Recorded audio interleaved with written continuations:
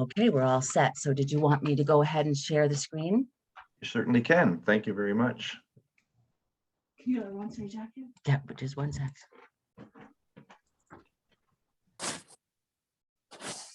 There we go. Can everybody see the screen now?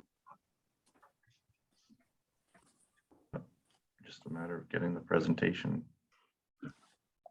Oh, it's not showing. Is that showing now?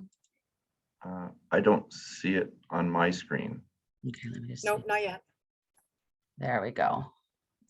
Why it just keeps on. Sorry, technical difficulties here.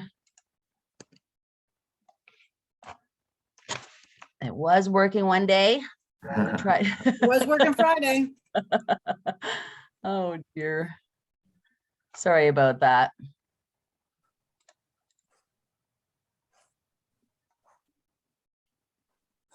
Can't bring it up for some reason. Sorry about that, everybody. I mean, I have the present. If you can get it up, that'd be great. But if not, we'll just. Just love it, eh? 1 second here.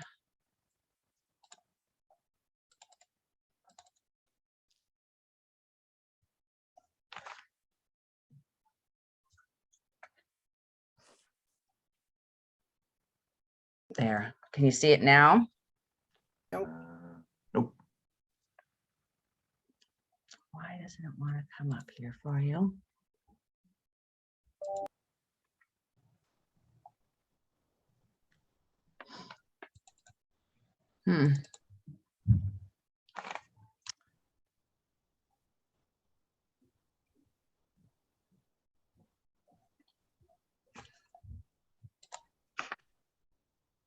Sorry about that, Mr. Mayor. That's okay. Are you bound and determined to get it up, or did you I want me? am bound and determined, but why don't we Okay. get started and then, Okay. sorry about that, and then No problem. we'll I have did to have some- improvise on our lovely technology. Okay, well, I've got to, I did have some nice pictures on there, but I hopefully know, we'll be I'm able to get very, them very up. sorry. Yeah. Well, anyways, well, welcome and good morning, everyone, I should say, and thank you very much, Chamber, for inviting me to be part of the for the presentations today, so I can make for the on behalf of the city and our update on what's happening at City Hall. We had the first slide was a picture of glasses with the sunshine saying looking forward, because you know, I've made some other presentations and we were kind of, you know, dealing a lot with what was happening with COVID and the restrictions that we had and all the things that we had to implement. But I kind of wanted to move away from that and get into something a little bit more positive, looking forward. I think the future is starting to look a lot brighter for all of us here as far as the COVID restrictions are concerned, being lifted daily. So we wanted to just say that, you know, let's just put COVID behind us and let's move on to bigger and better things. So the next priority you have, obviously, City Council priorities. And of course, one of the main ones that we had right from the very beginning was the Woolworths property, as we all know it, downtown. You know, council acquired that property in 2019. Well, we identified it in 2019 and we acquired it in 2020. We had the opportunity to do so. So since then, we have put out an RFP and we were looking for proposals on how developers would that they would redevelop that site. Certainly, we had put some input on what we thought what we'd like to see there. So as of January of 2022, we did have a couple of proponents that we had narrowed it down to. And so at this particular time, we've moved into some sort of a preferred developer negotiation stage. Nothing is final, and we are just simply, oh, here we are. Okay, so we can get into some, perfect. There we go. Sorry about that. That's okay. That's all right. So we can get into some next slide, please. Yes. Oh dear. There we go. There's the sunglasses. There we go. Yeah, there's the sunglasses, everybody. So we'll move to the next slide. There we are. Yeah. So yeah, so we're we're just moving in that direction. We want to be want to be sure. We want to make sure that we get it right. Certainly, this is a high priority, a highly visible, and pretty much one of the jewel corners or properties of the downtown. So we want to ensure that what goes there is what are not only council priorities, obviously fitting with what a developer wants to put forward as well. So we're hoping that something will be able to be brought forward to the citizens in the next month or two, and then we'll see. And then, like I said, there's nothing in stone at this point. We are just simply moving in a direction that way, and hoping that we could bring something forward and see if the public likes it, and if it works for all of us, then we could continue to move forward. If not, then we'll move and pivot into a different direction there. So the next slide, please. So council priorities again continue, obviously with Reynolds Park, obviously a jewel again on the river. We certainly have plans to open Reynolds Park to the public, and we're hoping to be able to do that by the end of this term. We've approved a plan already, as you can see, basic plan. So we don't want to see it just as a parking lot, but obviously parking is going to be part of the process, and we look forward to moving that initiative along so that the citizens of Brockville and the area, whatever, can enjoy that waterfront piece of property as well. Next slide, please. And we talked for quite a long time with regard to putting on another rink. We decided to put that at the Memorial Center where we have it now. At the back of the Memorial Center is going to be a second ice pad. So at that point, we'll make some decisions. We want to be shovel ready for that initiative as far as the Memorial Center is concerned, to be ready to go with another ice pad. If and when funding does become available, we want to be at the front of the line there in order to achieve that. And then at that point, we'll take a look at what we'll be able to do with the youth arena, and whether or not we keep it as a third ice surface or move it to a different kind of use. So at that point, we'll take a look at that. Next slide, please. Obviously, affordable housing is another initiative that we want to continue. We always we're working with joint services. We had a housing affordable task force. We had some recommendations there, and we've hired at joint services an affordable housing coordinator, and we're looking to see how that's going to pan out. We have also, initiatives as far as secondary suites. So we're hoping the coordinator can bring all of that into a streamline, deal with developers, deal with the planners, deal with the public, in order to ensure that if there are opportunities for developers out there, and just the regular homeowner who wants to potentially put a secondary suite, we've initialized some programs as well too, and some potential funding for that. So they can go through that office and go through each municipality. Hopefully the plan is that they all have the information that can guide them in that direction in order for them to, if there is opportunities for some funding, if they want to do some extra building, that there's a chance for them to go into use that office. Next slide, please. We want to continue to strive for community, for customer service, I should say. It's always a priority for council. It's always a priority for staff. It was a challenge in the last couple of years to provide the customer service that we wanted to provide. But we know now with the restrictions being lifted that we'll move in that direction again, and open up the doors so that the public can enjoy the customer service that they've been used to, and hopefully we'll be able to improve on that as well. Next slide, please. So some priorities, operational priorities. We've had a lot of discussions with regard to docks, and they went right through to the budget process, but we did finally come to a conclusion there, and we're moving forward with the docks. So fabrication has begun on those, and we're going to be the Ernie Fox Quay. That'll be happening this spring, and then in the late fall, we're going to replace the rest of the docks at Tunnel Bay as well. Looking at about $1.6 million, $1.7 million as far as the replacement of the docks is concerned.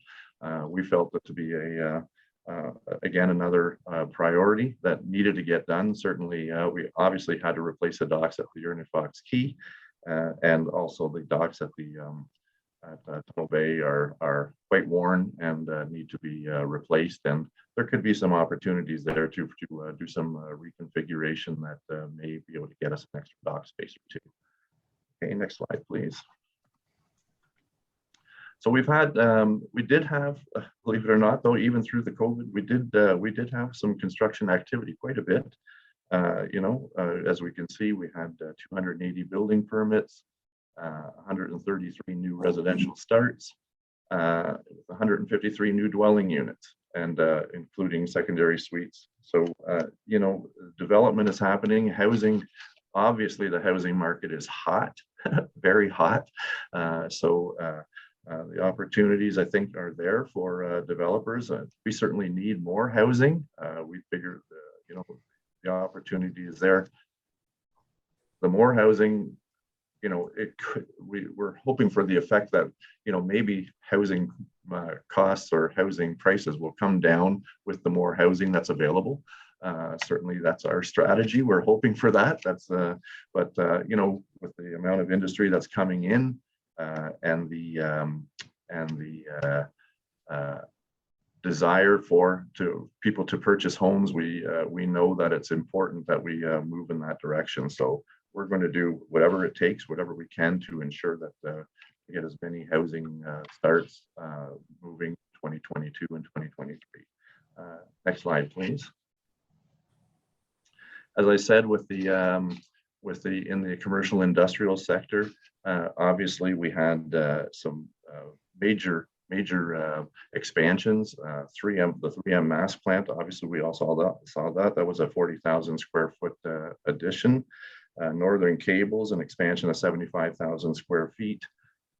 J&L Truck Repair built with 12,000 square feet. The Nautical Lands Group, we see they've purchased the former Recorder and Times building, and they're making modular walls, basically building modular homes, and it's a state-of-the-art facility in there as well, I've been told, and so they are moving forward as well.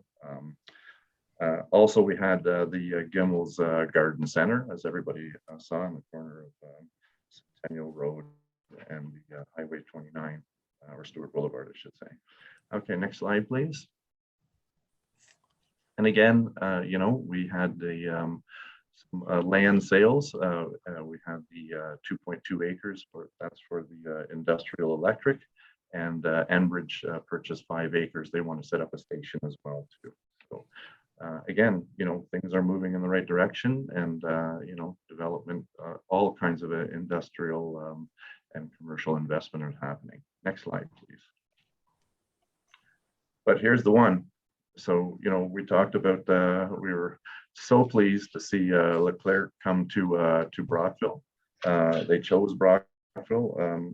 We felt that there was a lot happening that made us a good fit. Certainly transportation, certainly the P&G building itself was a good fit for them. So we did that in collaboration with and we had the Economic Corridor Group, and the Corridor Commissioner did an awful lot of work in order to bring Leclair to Brockville. So we can certainly say that our investment in the Economic Corridor, the cooperative group that we have with our other neighboring municipalities, is a good one and is very worthwhile. So I know there was a question out there about whether or not we felt that it was a worthwhile venture. This proves it right here. This is a major win in the industrial commercial world. This is not just a base hit or a home run. This is a grand slam. So this is a major coup and a major investment to the city of Brockville, and we're so pleased that this happened. And we look forward to working with them. And I know that the chamber and all businesses will open Leclair with will welcome Leclair with open arms, and they will be a very good, very important part of our community moving forward. Next slide, please. Again, you know, just talking about the investment and the impact of that Leclair will have on the city of Brockville. Those are the numbers there. We think they're solid numbers. People can, argue those all day long, but we think that they're very solid numbers, and they will generate those type of jobs and indirect jobs as well too. So again, very much looking forward to having them come. They're setting up. They plan on being operational by June or July. I know they're having job fairs right now. So again, a great investment for our city, and certainly again being part of the St. Lawrence Corridor group as far as our investment into that organization. And I'll say that, you know, we spent our contribution last year was $85,000. In my opinion, that's money very well spent. So we will continue to work with that group moving forward. Next slide, please. So again, talking about the residential that we were talking about before, certainly a lot of residential are on the books, ready to go in the next little while. So, you know, 220 Bartholomew Street has 52 apartments, and they're expected to be to move forward in the next year or so. Next slide, please. We have 42 Garden Street, which of course is the former St. Vincent Hospital. They are already underway with phase one, which is 88 units, and they are absolutely ready to go as well too. They want to move on to phase two, which is going to be another 96 units as well. So looking forward to see that those two buildings going up. Next slide, please. We've all seen all the clearing that's happened at St. Albans on the corner of Oxford and Broadway Avenue, 60 semis and townhouses going up there. So they're well on their way. Again, housing is housing. Call it what you will, call it seniors, call it whatever you like. It all is important to the city, and it all fits into the mix. So when there's seniors moving in one direction going there, they're leaving behind either condos or homes in another place that could be absorbed by others. So it all works. So next slide, please. Again, the list of just potential, not potential, that are on the books ready to go again as well too. So the 3064, 3076 Parkdale Avenue, pretty much across from Highland Golf Course. So they're talking, the plans are there for 90 units over 3 phases. Shearer Avenue in the Bridlewood subdivision, 21 single units, that's ready to go. The Glenbrook, it's 1 single and 33 townhouses. You know, given that they still, most of these, they require a little bit of some roadway design approval and some site plan approval, but it's ready to go. These are ready to go. Glenbrook, 1 single, 33 townhouses. Brockwoods, phase 6 and phase 7, that's 50 singles and townhouse units as well. The Stacy Gardens is that requires, it's for 32 apartment units. Some site plan approval required there, but it's ready to go as well. Next slide, please. And then this major piece of property that came forward to us that was acquired and brought to council, looking for another 477 units. over obviously a few year phases, but starting in 2022 as well. So certainly development that's more than welcome, and we look forward to working with those developers as well. Next slide, please. Again, another when it it surprised us really, but what a great, we'd often thought about this type of development for that area, for the, let's call it the Zellers shopping center, but we all know it by certainly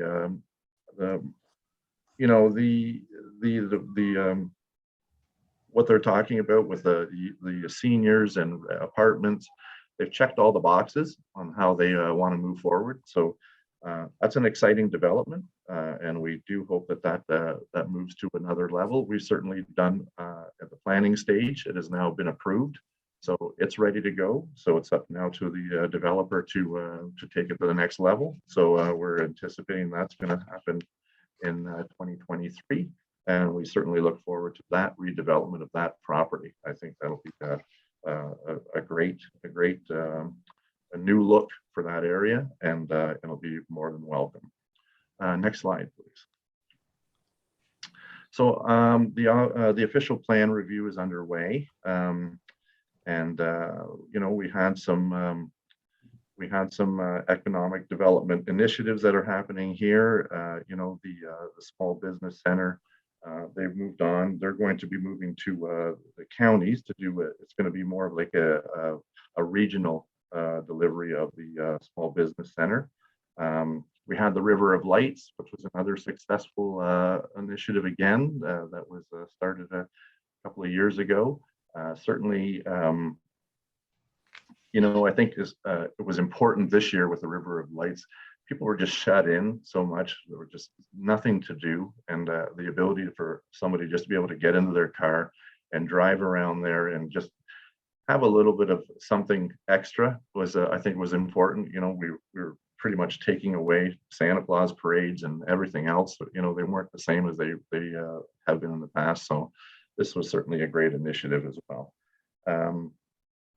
The economic development initiatives for fueling the economy. So we did work with the chamber and the DBIA. We had some summer fun bags, picnic box program, the River of Light snack kits, and the local Christmas box. So all of those things we're trying to, initiatives that were brought forward, trying to fuel the local economy as best they can. I think they were great initiatives, and I know that they were more than they were welcomed by the small businesses that took part in those. And obviously, the 2022 Tall Ships Festival coming. I think it's in the middle of June. It's coming to Brockville. We know the impact that has when it comes to Brockville. Thousands and thousands of people. So we are certainly looking forward to making sure that our facilities are open, aquatorium, tunnel, and all of the above, and all the businesses downtown. They all benefit from the Tall Ships Festival. It's a great event, and we certainly look forward to that coming this year. Next slide, please. So here's our taxation list. If you'll notice that I did want to bring something to say that I brought some new information to the chambers. I will say that the 2022 tax increase was 2.79. However, with the joint services budget coming in under what we anticipated, the new increase right now as it stands is 2.62.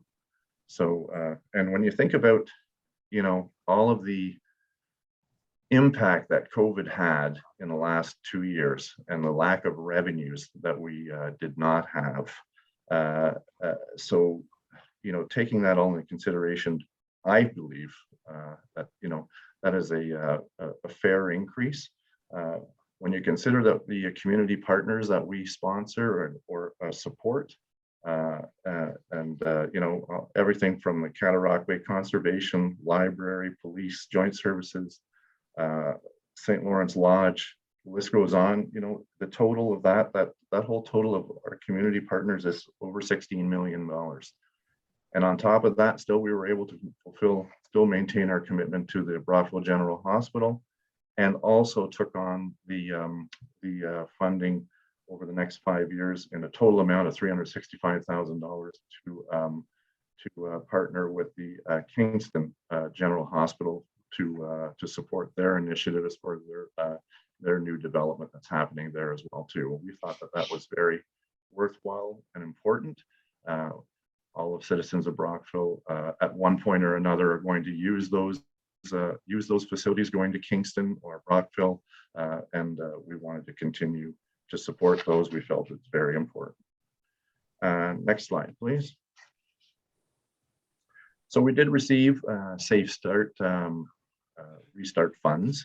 I know that was a question that was brought forward, and that's the amount that we received. Again, talking about the lack of revenue that we did not have. This was just basically to cover basic expenses that we as a city incurred over the last year or two with regard to the pandemic. Certainly, there is no new funds that are being announced as of today. So, we are where we are, and it's time to move forward, time to open up the facilities and get the revenue going again, get the art center going, and the museum, the library, all of those things. We've got to get those doors open, and we've got to get moving in the right direction. So, next slide, please. So we did, because we had, not that we used the restart money for this particular slide here, but we did take the initiative to provide some relief where we thought where it was applied for. So you can see there here that the initiatives that we did try, we provided several months of 0% penalty on property taxes to those who couldn't. There was some rent relief to city held leases due to forced closures. I mean, rinks weren't open, things weren't open. You couldn't, the businesses couldn't operate. We did do our very best as far as when the opportunity to get patios going downtown, we waived the patio fees. I think we were pretty good help as far as trying to get the patios going again, as far as building fences and that around. So again, just trying to do whatever we could as a municipality to support businesses as best we could to help them survive, because it was a tough 2 years for everyone. So downtown's looking great. There's lots of activity, new restaurants, new things, new initiatives happening down there. So it's always it's good to see, and again, we're hoping for bigger and better things for all businesses in the city of Brockville. Okay, I think I've pretty much come to the end of my presentation. Love Happy it. to answer any questions. I tried to bring what I consider to be a good news story to the chamber, and I hope I've accomplished that. That is wonderful. Lots of activity happening in our fine city, which is wonderful to hear, Mayor Kalivas. Lots of development, a lot of residential development that is needed, and really looking forward to seeing, especially when we want to bring new people into our community to live and work.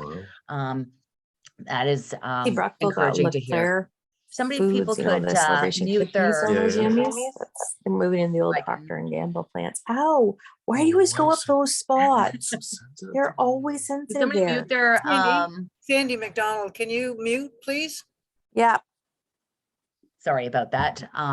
So just Mayor Kalivas did answer a few of the questions that we did that we had brought to us forward. Of course, one was around the St. Lawrence corridor, and you've made it very, very clear what the partnership with the St. Lawrence corridor is needed, and is an advantage to our fine community, our overlapping communities. So You've answered that question. You answered the question regarding the funding, the recovery funding from COVID.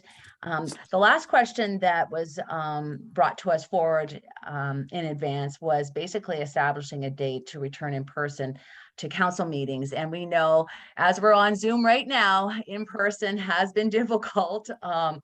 But just wondering if you had an answer on that, Mayor Kalivas. Well, thank you very much for that question as well. And right now, as it stands, I don't have an exact date of when we are trying to move into full council chambers again, as far as all of a council is concerned. I did talk to our acting city manager, and we're looking to see potentially start by maybe getting some smaller groups in, like maybe our planning or operations committees and that sort of thing in smaller numbers, and then move eventually into full council meetings as well too. But at this particular stage, I don't have an exact date, but it's certainly a priority for us, and we want to move in that direction too. But we have to take into consideration that COVID is still here, unfortunately.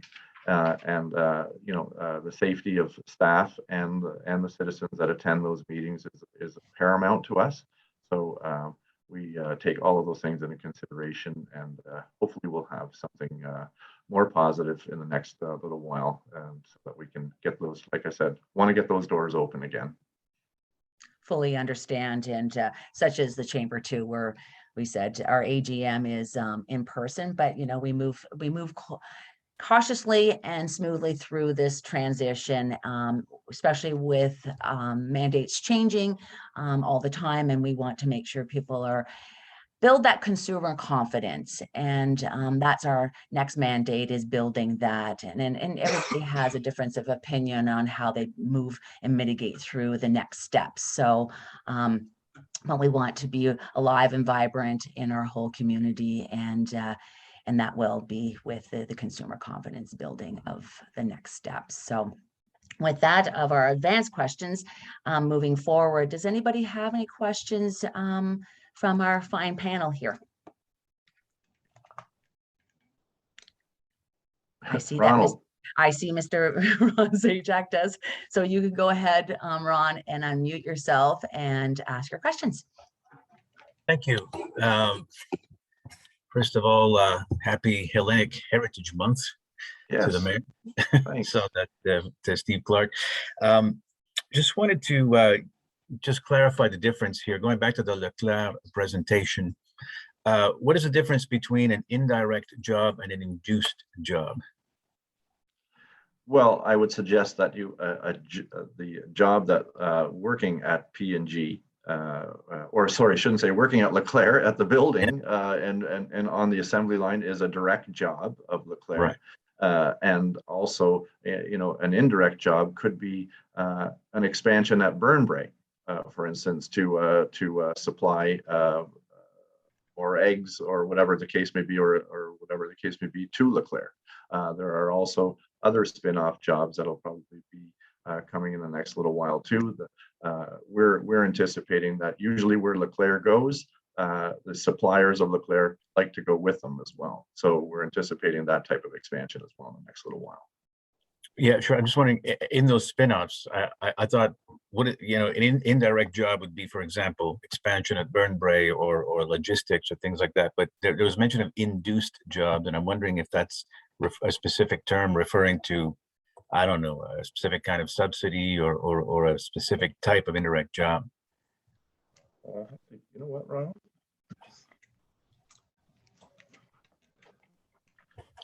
I'm going to have to get back to you on that one. Okay. You got me on that one. All right. Yeah, maybe I'll ask Charlie Mino as well. On the matter of housing, I'm just wondering, are you confident? I mean, people send emails and so on, and I keep hearing about, despite all efforts, administrative delays, red tape at City Hall. Are you confident that the city administration has done all it can to reduce red tape in the expediting of developments to allow housing to be built? I mean, it is something that Minister Clark has reiterated many times, eliminate red tape. Do you think the city is doing a good enough job in eliminating red tape? Well, I think, the city does the best job that they can. It's a two-way street, three-way street. You can call it whatever you like. Working with developers, working with the planning staff, working with the ministry. There's a lot of things that are that all need to work together. Certainly, as far as our staff is concerned, I think that they're doing the best job that they can. You need to bring, if plans come in and they're laid out well and everything's a go, it usually makes things a lot easier. But if there are pieces of the puzzle that are missing, well, staff just can't create those things overnight. Usually it requires a developer to go back and take another look at the paperwork that they've brought. So we anticipate that that if everything's firing as it should be, then development happens, that moves along as well at a streamlined pace. Certainly the initiatives that the province are bringing forward as far as trying to streamline things are always welcome. I mentioned that myself too to Minister Clark, that when we have in the planning world, for instance, and then having, after we've gone through the whole process from start to finish, to when we finally say, okay, we're approving it, and then we got a 20-day appeal period, and then waiting for another 20 days to find out that on the 19th day someone throws in a frivolous appeal. So those are the types of things that when you want to streamline and you want to get development going, you're going to have to look at those rules and potentially make some changes. So we wait for that. Okay, no, I appreciate that. I think that's it. I would just ask friends of the chamber if I could possibly get a copy of this recording, just for ease of use, but I appreciate it. Thanks very much. Thanks, Ron. And definitely we'll have this up on our website for sure. That's why we were recording it. So I'll be able to share that with you. Does anybody else have any questions for Mayor Kalivas? All right, with that, see, that's pretty easy. Hey, Mike. Yeah. All right, before I end, I want to say thanks to Mayor Kalivas for spending the time with us this morning. Really appreciate that and having these updates. It's been a great update. I had no idea that all of this development was happening. And how would I know all this? So, and that's why we have these updates from our mayor and MPP and MP. And I did want to say too, as well too, that as far as development, commercial, industrial, there are more irons in the fire too. So there are more things that we're hoping for, even more announcements in the next while as well. So hold on, because I think this area is, and I believe is about to take off. That's why we need sunglasses, because it's going to be so bright. Because it's going to be, the future's looking good. That's amazing. Just wanted to say also, thanks to Kendra Lorimer and Leslie White. They've been exceptional working together with the Chamber and DBIA on our Shop Local program. This has been going since October. We were able to extend it, the Chamber, for Valentine's month, and they jumped right in and helped us support us through that Shop Local. So thanks to those two lovely ladies. It's been a pleasure. So coming up, like I said, in person, March 31st is our AGM, and we are celebrating 2 Lifetime Business Achievement Award winners, Hunter Grant and Paul Fournier. So we'll be celebrating them at the end of the month at the convention center in person, like we said.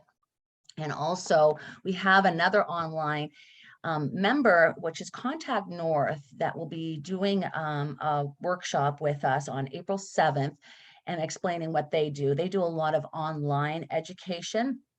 From what I read, it was 40,000 online courses and over 2,000 college courses. So this is really, really great. And also we've locked down our golf tournament this year, and it is going to be June 3rd at Cedar Valley Golf Course. So we're really pleased about that. It's all about fun, and that's what it's going to be on June 3rd, is all about fun in partnership with the Brockville Winter Classic. We've been supporting them for the last few years, helping them complete their bill for the rink, and supporting them financially every way we can to reduce the debt that they have. So with that, I wish everybody a great day and, spring ahead with our time change that just happened yesterday. So enjoy your week and hopefully we'll see you at some of these events that we have coming up into the future. Thank you again. Thanks very much.